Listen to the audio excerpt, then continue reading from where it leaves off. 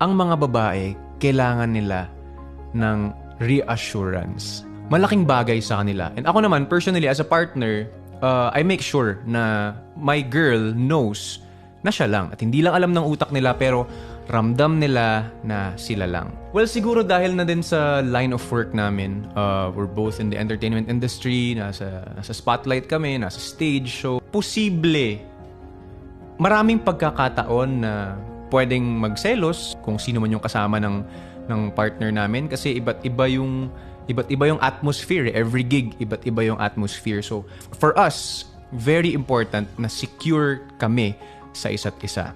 Para sa akin, as the guy, pag kasi yung partner mo, hindi niya naramdaman na sure ka sa kanya, lagi siya mag-iisip eh. Based on my past experience, may mga panahon na masaya ako pagkasama kita.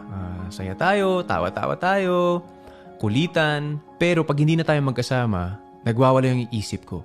Hindi ko alam kung nasan ka na. Hindi ko alam kung may kasama ka bang iba.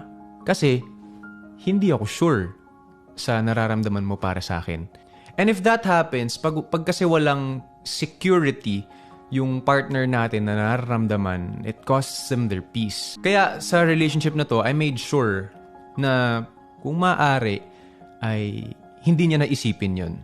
Mag-focus na lang siya sa career niya, mag-focus na lang siya sa trabaho niya, sa mga gagawin niya. Pagdating sa bagay na yon, sa relationship namin, hindi niya naiisipin kasi secure siya at alam niya na siya lang ang babae sa buhay ko.